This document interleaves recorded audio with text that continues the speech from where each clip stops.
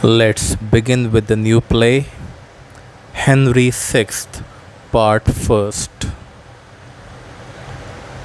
Major characters: King Henry VI, young and inexperienced, ascends the throne during a time of war with France and bickering amongst his noblemen.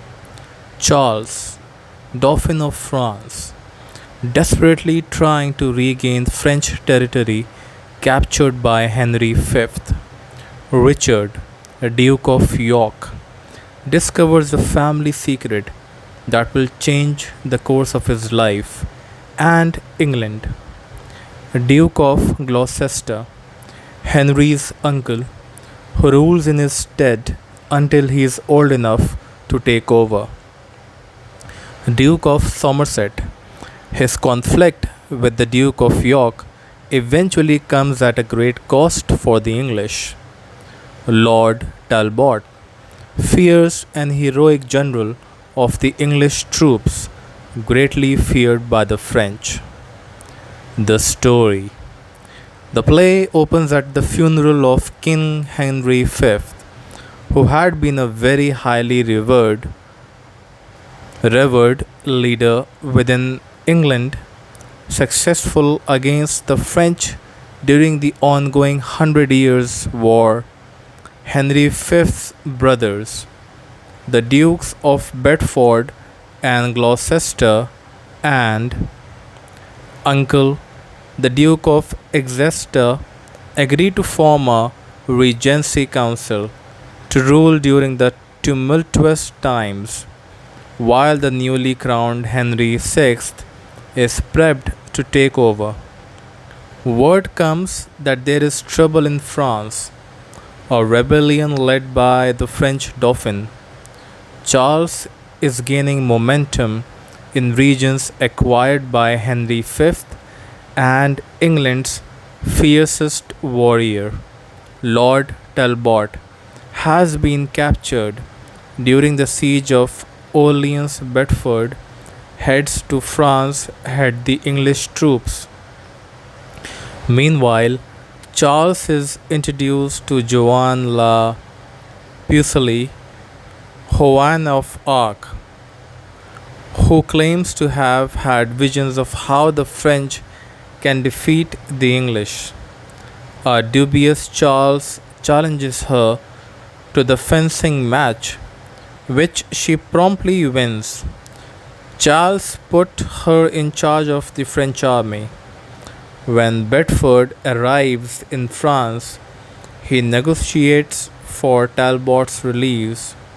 They attack and retake the city of Orleans while the French retreat. Back in London, a quarrel between Richard Plantagenet and the Duke of Somerset is escalating. They each pick a rose, Plantagenet a white one and Somerset a red one, and ask each of their fellow noblemen to pick the same color rose as the man he supports. Plantagenet learns from his uncle Mortimer, imprisoned in the Tower on London, that Plantagenet's father had been in line to the throne, but when he attempted to claim it, he was executed. Mortimer dies, and Plantagenet is motivated to restore his family's status and claim his birthright, the throne.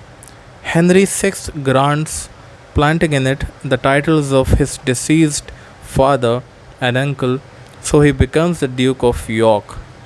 Henry travels to France and, upon his arrival, is informed that Burgundy, a French leader fighting with Talbot, has switched allegiances to Charles and the French. Talbot tells Henry that he will personally convince Burgundy to change his mind. When asked to choose sides between York and Somerset, Henry urges peace, absent mindedly picking up a red rose, unaware that his selection indicates an allegiance with Somerset. York says nothing. Talbot runs into trouble and is trapped by French forces outside of Bordeaux. Henry orders York and Somerset to come to his aid, but their discord interferes with their duty. The English are defeated, and both Talbot and his young son are dead. York and Somerset unite in battle against the French, capturing Joan of Arc and burning her at the stake. Meanwhile, Suffolk has captured a young, beautiful French noblewoman, Margaret. Suffolk plans to play matchmaker with the king and Margaret. If successful, Suffolk intends to use Margaret to influence the king. Henry receives a letter from the Pope urging him to end the war and make peace with the French. Charles reluctantly agrees to the peace terms, which make him a viceroy under Henry's rule, though he secretly vows to eventually drive the English out of France. Suffolk tells Henry about Margaret, and the young king is sufficiently intrigued to agree to marry her, despite being urged by Gloucester to marry a different woman.